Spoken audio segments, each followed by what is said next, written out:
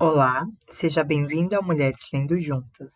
Eu sou a Juliana Caetano e vou fazer a leitura do capítulo Idade, Raça, Classe e Sexo. As mulheres redefinem a diferença, do livro Irmã Outsider, Ensaios e Conferências, da autora Audre Lorde. Grande parte da história ocidental europeia nos condiciona a ver as diferenças humanas como posições simplistas, dominante subordinado, bom-mal, em cima embaixo, superior inferior. Em uma sociedade em que o bom é definido em relação ao lucro e não a necessidades humanas, deve sempre existir um grupo de pessoas que, mediante a opressão sistemática, pode ser levado a se sentir dispensável, ocupando o lugar do inferior desumanizado. Nessa sociedade, esse grupo é formado por pessoas negras e do terceiro mundo, pela classe trabalhadora, pelos idosos e pelas mulheres.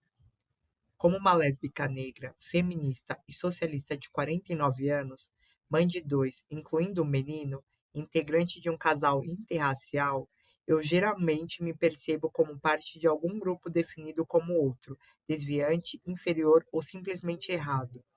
É tradição na sociedade americana esperar que os membros dos grupos oprimidos e objetificados se desdobrem para superar a distância entre as realidades da nossa vida e a consciência do nosso opressor. Para alguns de nós, a opressão é tão tipicamente americana quanto uma torta de maçã, e, para sobreviver, sempre tivemos de estar vigilantes, de nos familiarizar com a linguagem e os modos do opressor, até mesmo adotando-os em certos momentos em nome de alguma ilusão de proteção. Sempre que a necessidade de uma suposta comunicação surge, os que lucram com a nossa opressão nos convidam a dividir com eles o nosso conhecimento. Em outras palavras, é responsabilidade do oprimido educar os opressores sobre seus erros. Eu sou responsável por educar os professores que ignoram a cultura dos meus filhos na escola. Espera-se que os negros e as pessoas do terceiro mundo eduquem as pessoas brancas quanto à nossa humanidade.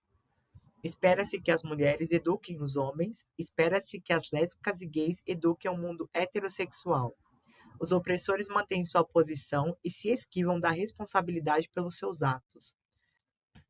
Há um constante dispêndio de energia que poderia ser mais bem empregada numa redefinição de nós mesmos e na elaboração de roteiros realistas para alterar o presente e construir o futuro. A rejeição institucionalizada da diferença é uma necessidade absoluta numa economia centrada no lucro que precisa de outsiders ocupando o papel de pessoas descartáveis. Como integrantes de tal economia, todos fomos programados para responder às diferenças humanas que há entre nós com medo e aversão e a lidar com elas de três maneiras: ignorar e, se for possível, copiar quando a consideramos dominante ou destruir quando a consideramos subalterna. Mas não temos critérios para tratar as diferenças humanas em pé de igualdade. Como consequência, elas têm sido confundidas ou utilizadas de maneira equivocada a serviço da separação e da confusão. Certamente, existem diferenças muito reais entre nós com relação à raça, idade e sexo. No entanto, não são essas diferenças que estão nos separando. É, antes, nossa recusa em reconhecê-las e analisar as distorções que resultam de as confundirmos e os efeitos dessas distorções sobre comportamentos e expectativas humanas. Racismo: a crença na superioridade inerente a uma raça sobre todas as outras e, portanto, o direito à dominância. Machismo: a crença na superioridade inerente a um sexo sobre o outro e, portanto, a dominância. Etarismo, heterossexismo, elitismo, classismo. É, para cada uma de nós, a empreitada de uma vida inteira extrair essas distorções da nossa existência, ao mesmo tempo que reconhecemos, reivindicamos e definimos as diferenças sobre as quais elas são impostas. Pois todas fomos criadas em uma sociedade na qual essas distorções eram endêmicas em nossa vida. Com muita frequência, desperdiçamos a energia necessária para reconhecer e explorar diferenças, fazendo de conta que são barreiras intransponíveis ou que nem ao menos existem. O resultado disso é um isolamento voluntário ou conexões artificiais, traiçoeiras. De qualquer forma, não desenvolvemos ferramentas para usar a diferença humana como um trampolim que nos impulsione para a mudança criativa em nossa vida. Não falamos de diferenças humanas, mas de humanos desviantes. Em algum lugar, no limite da consciência, existe o que eu chamo de norma mítica, que todas nós sabemos em nosso coração que não somos nós. Nos Estados Unidos, essa norma geralmente é definida como branco, magro, homem, jovem, heterossexual, cristão e financeiramente estável. É nessa norma mítica que residem as armadilhas do poder nessa sociedade. Aquelas de nós que estamos à margem desse poder, frequentemente identificamos algo pelo qual somos diferentes e consideramos que essa seja a causa primária de toda opressão, esquecendo outras distorções que envolvem a diferença, as quais nós mesmas podemos estar reproduzindo. De modo geral, no atual movimento das mulheres, as mulheres brancas se concentram na opressão que sofrem por serem mulheres ignoram as diferenças de raça, orientação sexual, classe e idade.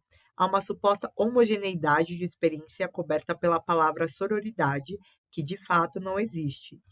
Diferença de classe não reconhecidas furtam das mulheres o contato com a energia e a visão criativa uma das outras. Recentemente, uma revista de um coletivo de mulheres tomou a decisão de publicar um número com apenas textos em prosa, alegando que a poesia era uma forma de arte menos rigorosa ou séria. Até mesmo a forma que a nossa criatividade assume é frequentemente uma questão de classe. De todas as formas de arte, a poesia é a mais econômica, é a mais secreta, a que exige menos esforço físico, menos material, a que pode ser feita nos intervalos entre turnos, na despesa do hospital, no metrô, em sobras de papel. Ao longo dos últimos anos, escrevendo um romance e com as finanças apertadas, passei a valorizar a imensa diferença entre as demandas materiais para a poesia e para a prosa. Ao reivindicar a nossa leitura, a poesia tem sido a principal voz dos pobres, da classe trabalhadora e das mulheres de cor. Ter um quarto todo seu pode ser uma necessidade para escrever prosa, mas também são as resmas de papel, uma máquina de escrever e tempo de sobra. Os reais requisitos para se produzir artes visuais também ajudam a determinar, entre as classes sociais, a quem pertence aquela arte. Nestes tempos de custos elevados do material, quem são nossas escultoras, nossas pintoras, nossas fotógrafas? Quando falamos de uma cultura de mulheres mais abrangente, precisamos estar cientes dos efeitos das diferenças econômicas e de classe nos recursos disponíveis para produzir arte. Conforme agimos para criar uma sociedade na qual todas possamos florescer, o etarismo é outra distorção de relacionamento que interfere sem que nos demos conta. Ao ignorar o passado, somos incentivadas a repetir seus erros. O conflito de gerações é uma ferramenta social importante de qualquer sociedade repressora. Se os membros mais jovens de uma comunidade veem os mais velhos como desprezíveis, ou suspeitos ou indispensáveis, eles nunca poderão dar as mãos e examinar a memória viva da comunidade, nem fazer a pergunta mais importante: por quê? Isso provoca uma amnésia histórica que nos mantém trabalhando na invenção da roda toda vez que precisamos ir ao mercado comprar pão. Nós nos pegamos tendo de repetir e reaprender as mesmas velhas lições várias e várias vezes, as mesmas pelas quais nossas mães passaram porque não transmitimos o que aprendemos ou por sermos incapazes de ouvir. Por exemplo, quantas vezes tudo isso foi dito antes? E ainda, quem teria acreditado que, mais uma vez, nossas filhas estariam aceitando as restrições e o flagelo de cintas, saltos altos e saias lápis em seu corpo? Ignorar as diferenças de raça entre as mulheres e as implicações dessas diferenças representa uma seríssima ameaça à mobilização do poder coletivo das mulheres. Quando as mulheres brancas ignoram os privilégios inerentes à sua branquitude e definem mulher apenas de acordo com suas experiências, as mulheres de cor se tornam outras, outsiders cuja experiência e tradição são alheias demais para serem compreendidas. Um exemplo disso é a marcante ausência de experiências de mulheres de cor no material das disciplinas de estudos das mulheres. A literatura de mulheres de cor raramente é incluída nos conteúdos de literatura de mulheres, e quase nunca em outras disciplinas de literatura, nem nos estudos das mulheres como um todo. Com demasiada frequência, a desculpa dada é que as literaturas das mulheres de cor só podem ser ensinadas por mulheres de cor, ou que elas são muito difíceis de entender, ou que as turmas não conseguem se envolver porque vêm de experiências que são diferentes demais. Tenho visto esse argumento ser usado por mulheres brancas extremamente inteligentes, mulheres que não parecem ter problema nenhum para ensinar e analisar obras que vêm das experiências amplamente diferentes de Shakespeare, Molière, Dostoiévski e Aristófanes. Certamente deve haver outra explicação.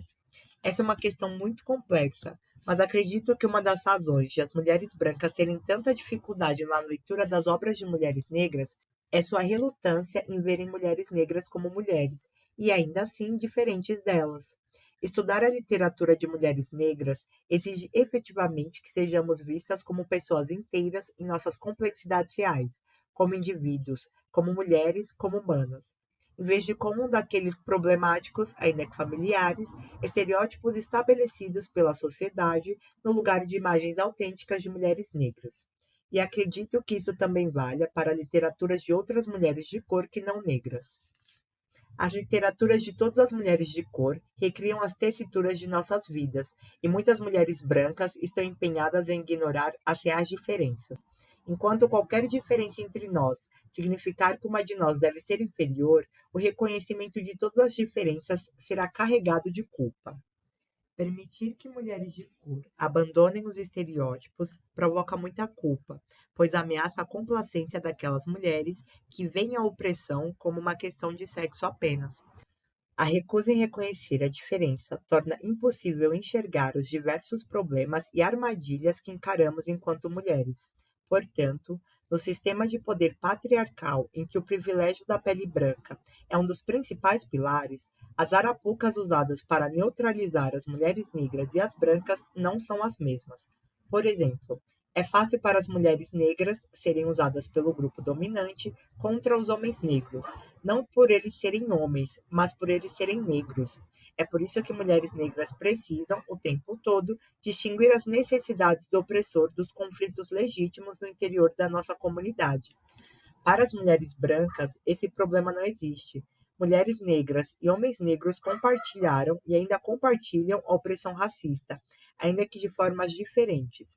A partir dessa opressão compartilhada, desenvolvemos defesas e vulnerabilidades conjuntas que não são replicadas na comunidade branca, exceto nas relações entre judias e judeus. Por outro lado, mulheres brancas encaram a armadilha de serem seduzidas a se unir ao opressor sob o pretexto de compartilharem o poder. Essa possibilidade não existe nos mesmos moldes para as mulheres de cor. O tokenismo, que às vezes nos é estendido, não é um convite para nos unirmos ao poder. Nossa outridade racial é uma realidade visível que deixa isso bem claro. Para mulheres brancas, existe uma ampla gama de pretensas escolhas e recompensas em troca de se identificarem com o poder patriarcal e suas ferramentas. Hoje, com a derrota da emenda dos direitos iguais, o estreitamento da economia e o aumento do conservadorismo, mais uma vez é mais fácil para as mulheres brancas acreditar na fantasia perigosa de que, se você for boa o suficiente, bonito o suficiente, doce o suficiente, quieto o suficiente, ensinar as crianças a se comportarem, odiar as pessoas certas, casar com os homens certos, você terá a permissão de coexistir com o patriarcado em relativa paz, pelo menos até que o homem precise de seu emprego ou o estuprador da vizinhança cruze o seu caminho. E é verdade. A menos que alguém viva e ame dentro das trincheiras, é difícil se lembrar que a guerra contra a desumanização é interminável. Mas as mulheres negras e seus filhos sabem que o tecido de nossas vidas é costurado com violência e ódio, e por isso não há descanso. Não lidamos com isso apenas nas manifestações ou nos becos escuros à meia-noite, ou nos lugares onde ousamos verbalizar nossa resistência. Para nós, cada vez mais, a violência se entrelaça no tecido diário de nossas vidas, no supermercado, na sala de aula, no elevador, no consultório médico e no pátio da escola. vem do encanador, do padeiro, da vendedora, do motorista do ônibus, do caixa do banco, da garçonete que não nos serve. Como mulheres, compartilhamos alguns problemas, outros não. Vocês temem que seus filhos cresçam, se unam ao patriarcado e deponham contra nós. Nós tememos que nossos filhos sejam arrancados de dentro de um carro e sejam alvejados no meio da rua. E vocês darão as costas para os motivos pelos quais eles estão morrendo. A ameaça da diferença tem provocado cegueira também entre as pessoas de cor. Nós, negros, temos que enxergar que a realidade de nossas vidas e nossas lutas não nos torne imunes ao erro de ignorar as diferenças e confundi-las. Nas comunidades negras, onde o racismo é uma realidade viva, as diferenças entre nós geralmente são vistas como perigosas e suspeitas. A necessidade de união geralmente é confundida com uma necessidade de homogeneidade, e uma perspectiva feminista negra é tido como uma traição dos nossos interesses comuns como povo. Por causa da batalha contínua contra o pagamento racial que mulheres e homens negros compartilham, algumas mulheres negras ainda se recusam a reconhecer que nós também somos oprimidas por sermos mulheres, que essa hostilidade sexual contra as mulheres negras não é praticada apenas pela sociedade branca racista, mas está instaurada também dentro das nossas comunidades. É uma doença que pulsa no coração da nação negra e o silêncio não a fará desaparecer. Exacerbada pelo racismo e pelas frustrações da falta de poder, a violência contra mulheres e crianças se torna, com frequência, um padrão nas nossas comunidades, padrão pelo qual a masculinidade pode ser medida. No entanto, esses atos de ódio contra mulheres raramente são debatidos como sendo crimes contra mulheres negras. As mulheres de cor são um grupo que recebe os menores salários nos Estados Unidos. Somos o principal alvo dos abusos relacionados a abortos e esterilizações, aqui no exterior. Em certas partes da África, meninas pequenas ainda são costuradas entre as pernas para que se mantenham dóceis e intactas para o prazer masculino. Isso é conhecido como circuncisão feminina. E não é uma questão cultural como o falecido Jomo Kenyatta insistia. É um crime contra mulheres negras. A literatura das mulheres negras está cheia da dor dos constantes ataques não apenas do patriarcado racista, mas também dos homens negros. Ainda assim, a história e a necessidade de compartilhar a luta nos tornou, as mulheres negras, particularmente vulneráveis à falsa acusação de que ser contra o machismo é ser contra a negritude. Enquanto isso, o ódio contra mulheres como recurso dos que não têm poder está minando as forças das comunidades negras, assim como nossas próprias vidas. O estupro está aumentando, denunciado ou não, e o estupro não é uma forma agressiva de sexualidade, mas uma agressão sexualizada. Como Kalamu Salam, escritor negro, destacou, enquanto a dominação masculina existir, o estupro vai existir. Somente com a revolta das mulheres e com a conscientização dos homens sobre a sua responsabilidade de lutar contra o machismo, nós podemos coletivamente parar o estupro.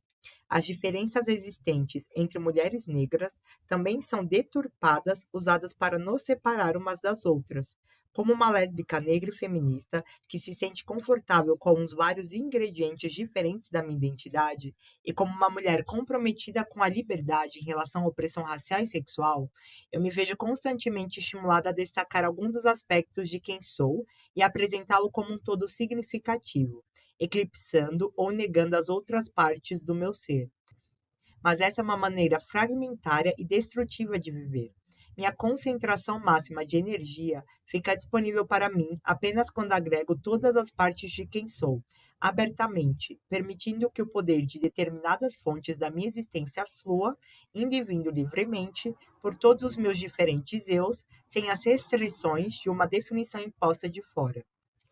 Só então posso unir a mim e as minhas energias num todo a serviço das lutas que abraço como parte da minha vida. O medo que sentem das lésbicas ou de serem taxadas de lésbicas tem levado muitas mulheres negras a deporem contra si mesmas. Tem levado algumas de nós a fazer alianças destrutivas e outras ao desespero e ao isolamento. Entre as mulheres brancas, a heteronormatividade, às vezes, é o resultado de uma identificação com o patriarcado branco e de uma rejeição dessa interdependência entre mulheres que se identificam com mulheres, que nos permite sermos quem somos em vez de sermos usadas a serviço dos homens. Isso se reflete, às vezes, na crença ferrenha na suposta proteção dos relacionamentos heterossexuais e, às vezes, em auto-ódio, algo que é ensinado desde que nascemos e que todas precisamos combater. Embora elementos dessas atitudes existam para todas as mulheres, há ressonâncias da heteronormatividade e da homofobia que são específicas entre as mulheres negras. Mesmo que vínculos entre mulheres tenham uma longa e respeitável história nas comunidades africanas e afrodescendentes nos Estados Unidos, e apesar de todo o conhecimento e das conquistas nos campos político, cultural e cultural de muitas mulheres negras fortes e criativas que priorizam mulheres, as mulheres negras heterossexuais geralmente tendem a ignorar ou a desconsiderar a existência e o trabalho das lésbicas. Parte dessa postura vem de um compreensível pavor das represálias dos homens dentro dos estreitos limites da sociedade negra, em que a punição para qualquer tentativa de uma mulher de se autoafirmar é que a acusem de ser lésbica e, por isso, indigna da atenção e do apoio dos escassos homens negros.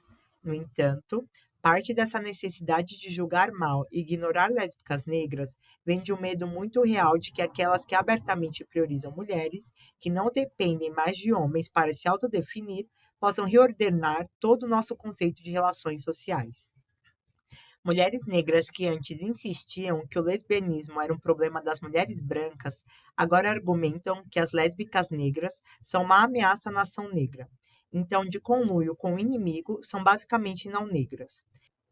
Essas acusações, vindas das mesmas mulheres a quem procuramos em busca de uma compreensão real e profunda, têm feito com que muitas lésbicas negras se escondam, encurraladas entre o racismo das brancas e a homofobia de suas irmãs.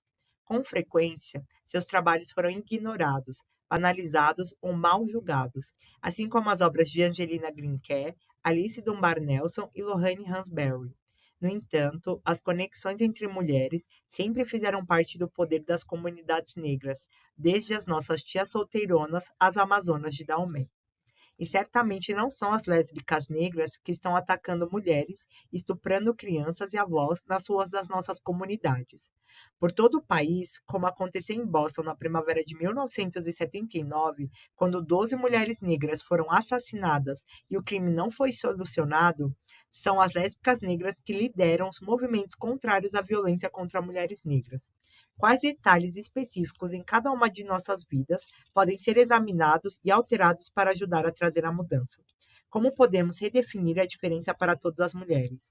Não são nossas diferenças que nos separam, mas nossa relutância em reconhecê-las, lidarmos de forma efetiva com as distorções que resultaram de as termos ignorado e confundido. Como ferramenta de controle social, mulheres foram incentivadas a reconhecer apenas um aspecto das diferenças humanas, como legítimas, aquelas que existem entre homens e mulheres. E aprendemos a lidar com essas diferenças com a urgência típica de todos os subordinados oprimidos. Todas tivemos de aprender a viver, ou trabalhar, ou coexistir com homens, dos nossos pais em diante. Temos reconhecido e negociado essas diferenças, ainda que esse reconhecimento não tenha feito nada além de dar continuidade ao antigo modelo de relacionamento humano entre dominante e subalterno, nos quais os oprimidos devem reconhecer o que difere os senhores para garantir sua sobrevivência. No entanto, o futuro de nossa sobrevivência depende da capacidade de nos relacionarmos em pé de igualdade. Como mulheres, devemos erradicar os padrões internalizados da opressão se quisermos ultrapassar os aspectos mais superficiais da transformação social. Agora precisamos reconhecer o que nos distingue das mulheres que são nossas iguais, nem superiores nem inferiores, e elaborar maneiras de utilizar nossas diferenças para enriquecer nossos ideais e nossas lutas comuns. O futuro de nossa terra pode depender da capacidade das mulheres de identificar e desenvolver novas definições de poder e novos modelos de relacionamento em meio às diferenças. As definições antigas não têm nos atendido, nem a terra que nos sustenta. Os antigos padrões, por mais habilmente reestruturados que sejam para imitarem o progresso, ainda nos condenam a repetir as mesmas velhas trocas, apenas disfarçadas, a mesma culpa, o mesmo ódio, a mesma recriminação, o mesmo lamento e a mesma desconfiança. Pois temos, entranhados em nós, velhos diagramas que ditam expectativas e reações, velhas estruturas de opressão, e essas devem ser alteradas ao mesmo tempo que alteramos as condições de vidas que resultam delas, pois as ferramentas do Senhor nunca derrubarão a casa grande. Como Paulo Freire mostra tão bem em Pedagogia do Oprimido, o real objetivo da transformação revolucionária não pode ser nunca apenas as situações opressivas das quais buscamos nos libertar, mas sim aquele fragmento do opressor que está profundamente arraigado em cada um de nós e que conhece apenas as táticas do opressor, as relações do opressor. Toda mudança implica crescimento, e crescer pode ser doloroso. No entanto, conseguimos aprimorar nossa autodefinição quando expomos nossa identidade no trabalho e na luta conjunta com aqueles que definimos como sendo diferentes de nós, mas com quem compartilhamos objetivos comuns. Para mulheres negras e brancas, idosas e jovens, lésbicas e heterossexuais, isso pode representar novos caminhos para a nossa sobrevivência. Escolhemos uma outra, e as fronteiras das batalhas de cada uma. A guerra é a mesma. Se perdermos, um dia o sangue das mulheres coagulará sobre um planeta morto. Se vencermos, não há como saber. Procuramos além da história, por um encontro mais novo e mais possível. E com isso, eu finalizo essa leitura. Se você quiser apoiar o canal, colabore com qualquer valor no Pix, mulhereslendojuntas@gmail.com ou pela plataforma Apoia-se Mulheres Lendo Juntas. No Linktree Lendo Juntas, você tem acesso ao acervo virtual Biblioteca Lendo Juntas, ao mapa mundi de escritoras e a indicações de filmes, curtas e documentários disponibilizados gratuitamente no YouTube e no Libreflix. Até a próxima!